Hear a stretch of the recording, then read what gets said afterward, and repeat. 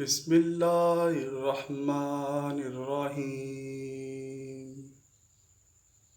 پرانے وقتوں کی بات ہے، دور کسی مقام پر میاں بیوی رہتے تھے۔ شوہر بہت نیک تھا، سارا دن محنت مزدوری کرتا اور رات کو اللہ کی عبادت میں مصروف رہتا، مگر ان کی بیوی اپنے شوہر کو پسند نہیں کرتی تھی۔ وہ دولت کی لالچی تھی، اور بھلا ایک مزدور کے پاس اتنی دولت کہاں کہ ایک دنیا سے محبت کرنے والی عورت کی خواہشات کی تکمیل کر سکے۔ اس لیے اس عورت نے ایک امیر شخص سے مراسم بنا لیے۔ جب اس کا شوہر کام پر چلا جاتا تو یہ اس شخص کو اپنے گھر میں بلا لیتی۔ یہ پورا دن بدکاری میں گزارتے، اور جب شوہر کے گھر واپس آنے کا وقت ہوتا تو وہ امیر شخص واپس چلا جاتا۔ بدلے میں وہ امیر شخص اس بے حیا عورت کو مال و دولت، زیور اور کپڑے دیتا تھا، جو بیچارہ مزدور شوہر دے نہیں پاتا تھا۔ صرف دنیاوی مال و دولت کے لیے یہ عورت اپنی عزت بیچ رہی تھی، لیکن آخر یہ دھوکے کی ہانڈی کب تک پکتی؟ شوہر کو ایک دن شک ہوا کہ اس کی بیوی کے کسی اور کے ساتھ مراسم ہیں، کیونکہ وہ رات کو اس سے دور رہنے لگی تھی، اور جو کچھ سامان اس کے پاس موجود تھا وہ بیچارہ غریب تو اسے لے کر دے ہی نہیں سکتا تھا۔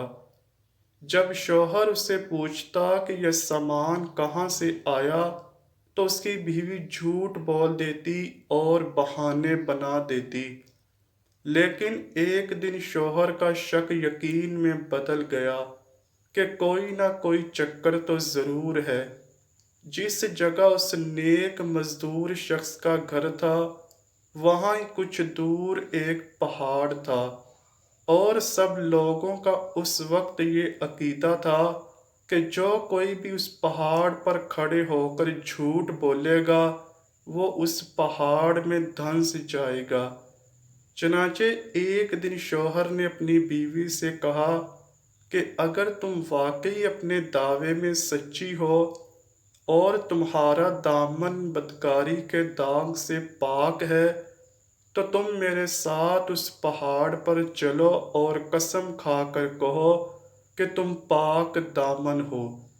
اب بیوی کے دل میں کیونکہ چور تھا، اس لیے وہ بہانے بنانے لگی، مگر شوہر بھی اس بار اس کے کسی بہانے میں نہ آیا، اور اس نے فیصلہ سنا دیا کہ آج اگر نہیں تو کل تم ہر حال میں میرے ساتھ اس پہاڑ پر چلو گی۔ مگر بہانے بنانے کا فائدہ یہ ہوا کہ بیوی کو ایک دن اور اپنے آشنا سے ملنے کا وقت مل گیا۔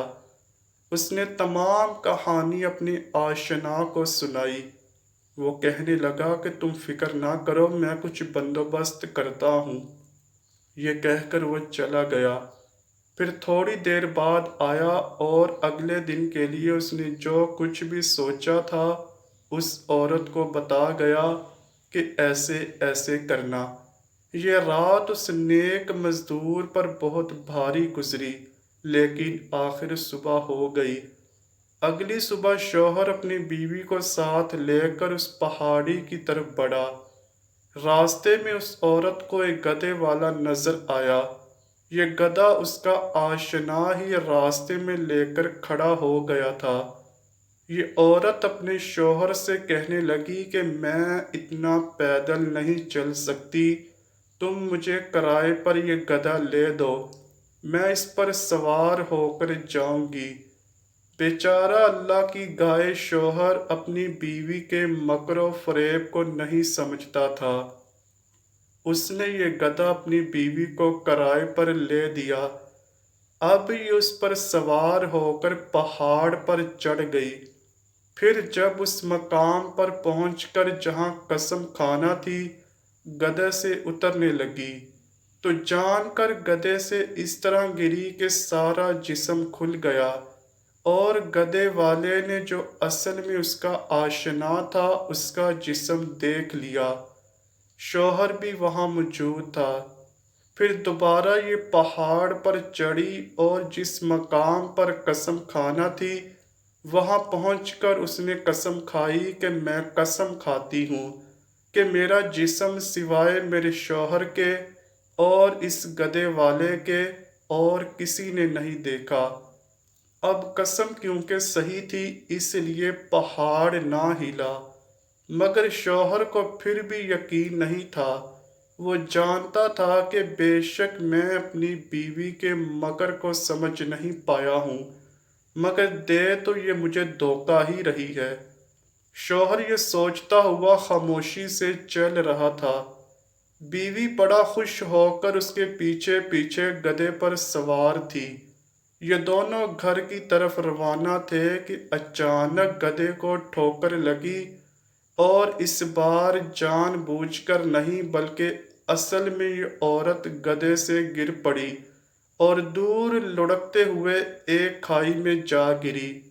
یہ کھائی اتنی گہری تھی کہ جس سے نکلنا ناممکن تھا۔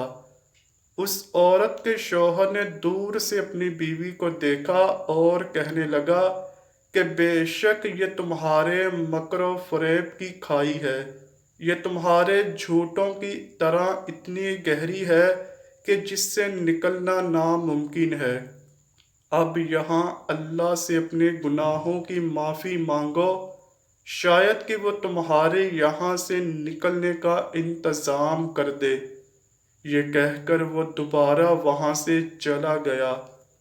تو دوستو، ہم دنیا میں لوگوں کو جتنا مزید دھوکہ دے لیں لیکن ہم اللہ پاک کو دھوکہ نہیں دے سکتے۔ اللہ تعالیٰ کی پکڑ بہت سخت ہے۔ ہمیں ہر وقت اللہ پاک سے معافی مانگتے رہنا چاہیے اور اپنے آپ کو جھوٹ کے گڑھوں سے محفوظ رکھنے کی کوشش کرنی چاہیے، کیونکہ موت سے کسی کو فرار نہیں۔